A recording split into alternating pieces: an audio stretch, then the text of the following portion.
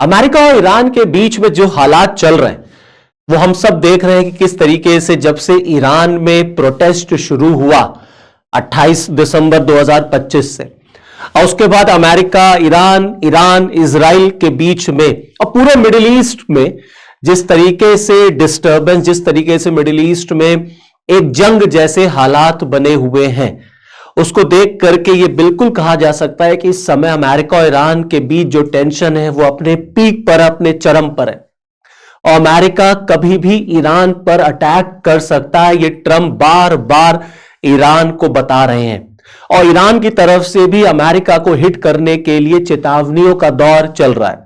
इसी बीच आप देखेंगे कि भारत के national security adviser Ajit Doval साहब सऊदी अरेबिया पहुंच गए।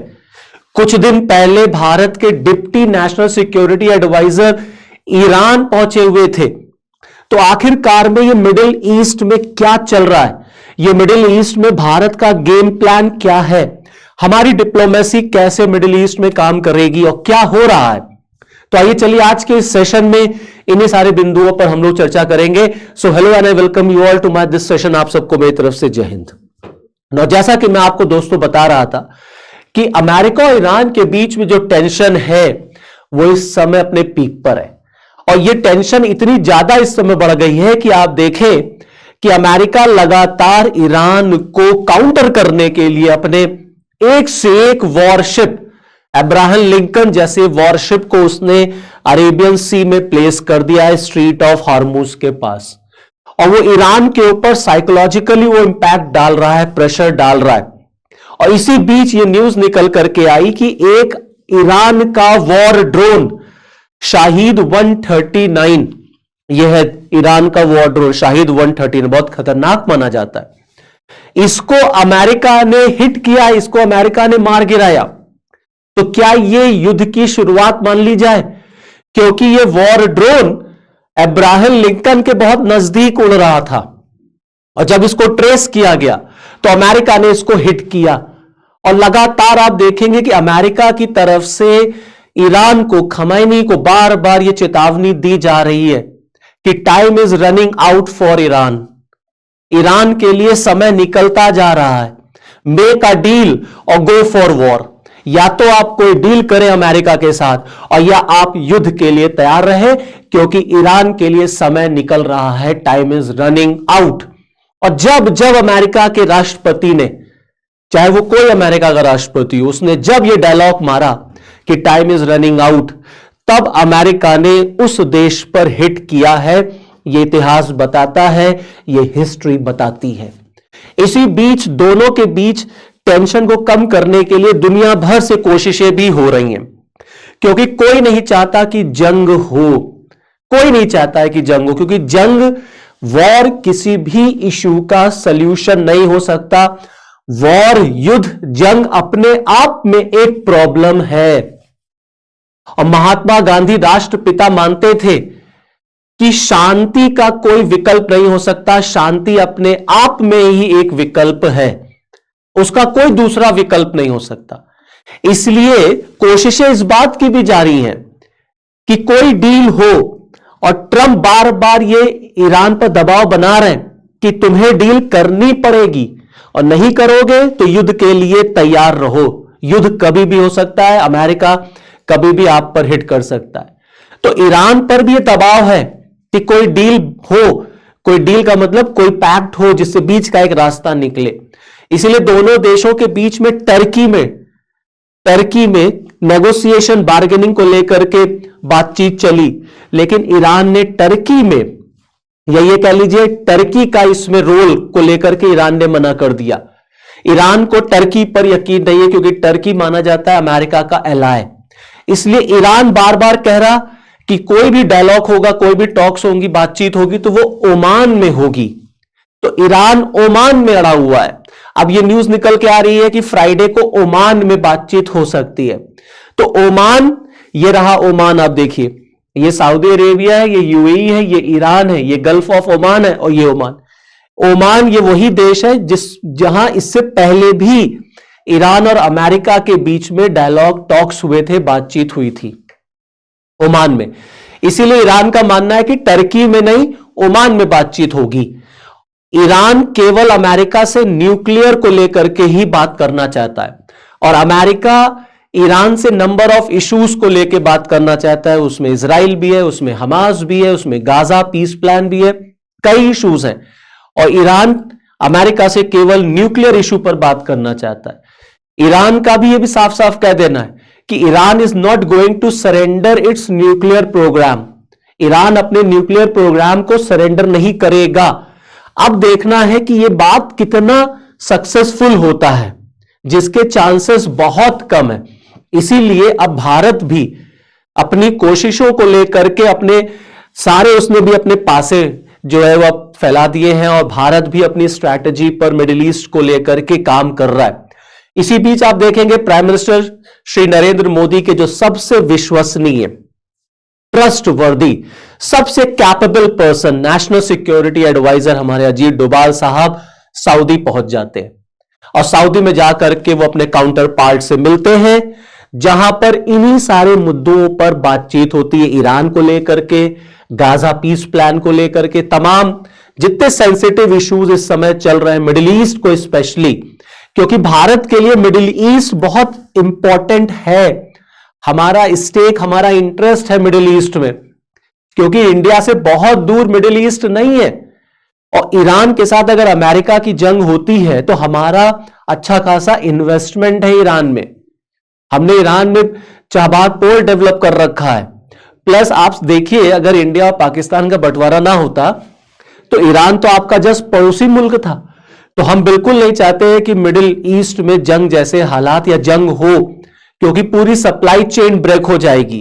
तो वो भारत के लिए भी नहीं अच्छा है, वो दुनिया के लिए भी नहीं अच्छा है।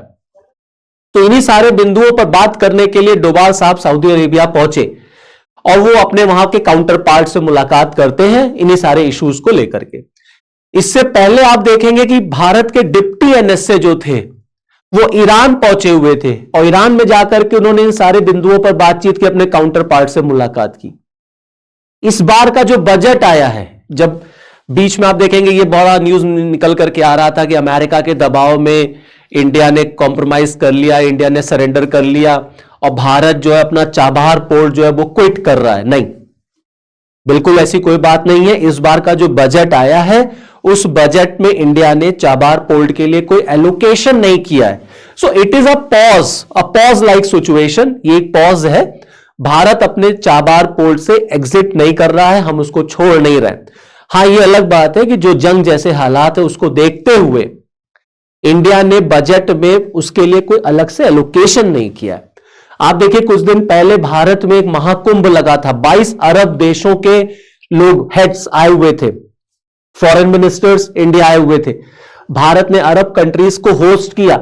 यह भी एक स्टेप है, हमारी एक स्ट्रैटेजी का पार्ट है कि भारत कैसे अरब देशों के साथ अपने रिलेशंस को स्टैब्लिश कर रहा है, बिल्डअप कर रहा है। क्योंकि आपका जो पड़ोसी मुल्क है पाकिस्तान, वो भी मुस्लिम कंट्रीज को एकजुट करने पे लगा हुआ है। वो इस्लाम, वो मुस्लिम, वो धर्म के आधार पर सारे मुस्लिम कंट्रीज को एक कर रहा है। भारत धर्म के आधार पर सारे मुस्लिम कंट्रीज को एक नहीं कर रहा, क्योंकि देखिए धर्म के आधार पर देश कभी एक नहीं होते। देश हमेशा एक होते हैं जब उनके इंटरेस्ट एक होते हैं। So national interest, international relation में there is nothing, no permanency is there, only one thing is permanent, that is national interest। कोई चीज परमानेंट नहीं होती नेशनल इंटरेस्ट में। तो धर्म के आधार पर आप देशों को एक साथ नहीं कर सकते। देखिए लास्ट ईयर सितंबर में पाकिस्तान ने सऊदी अरेबिया के साथ डिफेंस पैक्ट किया था और फिर बाद में यह हुआ कि इसमें टर्की भी शामिल हो जाएगा तो इस्लामिक नाटो बन जाएगा। तो पाकिस्तान भी कोशिश कर रहा है कि जितने भी इस्लामिक वर्ल्ड है उनको हम एक कर दें और एक करके हम उसको लीड करें, पाकिस्तान उसको लीड करे। तो भारत को भी अब अपने सारे इंटरेस्ट को देखते हुए अरब कंट्रीज के साथ अपने रिलेशंस को बिल्डअप करना पड़ेगा। तो अब हम उस पर काम कर रहे हैं। इसीलिए आप देखेंगे 22 अरब देशों के फॉरेन मिनिस्टर भारत आ रहे हैं, अजीत डोभाल साहब सऊदी अरेबिया जा रहे हैं। और जो मिडिल ईस्ट के जो हालात हैं उसमें एक हालात यह भी है कि यूएई और सऊदी अरेबिया, इनके बीच में इस समय बड़ी तनातनी चल रही है, एक दूसरे को बुली किया जा रहा है। तो दोनों के बीच में जो तनातनी है यह भी कहीं से भी अच्छा नहीं है। तो आप देखें ये सऊदी अरेबिया है और इसी के जस्ट बगल में यूएई है। मैं आपको दिखाता हूं, ये देखिए ये सऊदी अरेबिया होगा, ये यमन है, ये ओमान है, ये यूएई है, ये ईरान है। सऊदी अरेबिया और यूएई के बीच में लास्ट ईयर दिसंबर 2025 में यमन को लेकर के इशू क्रिएट हो गया और तब से सऊदी और यूएई के बीच में इशू चल रहा है। और ये जो इशू है सऊदी अरेबिया यूएई के बीच में, दरअसल ये देखिए ये इस्लामिक कंट्रीज में ना अपनी हेजेमनी को एस्टैब्लिश करने की लड़ाई है कि कौन इस पूरे मिडिल ईस्ट को लीड करेगा। और यही जो हेजेमनी का जो एक कहते हैं ना एस्पिरेशन, जो इच्छा है, वही पूरे मिडिल ईस्ट को बर्बाद कर रहा है। ईरान अपने आप को उसका लीडर मानना चाहता है, सऊदी अरेबिया अपने आप को लीडर, यूएई अपने आप को लीडर। अब आप देखें सऊदी और यूएई के बीच में इस समय तनातनी इतनी ज्यादा हो गई है कि सऊदी अरेबिया से यूएई को बुली किया जा रहा है। ये हम सब जानते हैं कि यूएई में एक मंदिर वहां पर स्टैब्लिश किया गया है, मंदिर का वहां पर कंस्ट्रक्शन हुआ है। अब उसको लेकर के सऊदी की तरफ से ट्रोल किया जा रहा है। उनको जो यूएई के सिटीजन्स है उनको इंडियन कहा जा रहा है और इंडियन वर्ड वो वहां पर एक इंसल्ट की तरह यूज कर रहे हैं, एक इंसल्ट की तरह। तो यूएई के लोगों को इंडियन कह करके एक तरीके से अब्यूजिव गाली दी जा रही है सऊदी की तरफ से।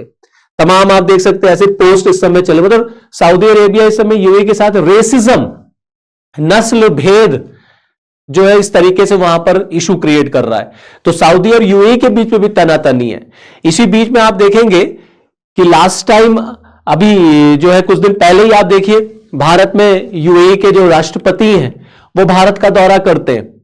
तो इंडिया भी अपने आप को फ्यूचर रेडी कर रहा है, इंडिया भी अपने आप को फ्यूचर प्रिपेयर कर रहा है कि किसी भी कंडीशन से निपटने के लिए भारत को तैयार रहना चाहिए।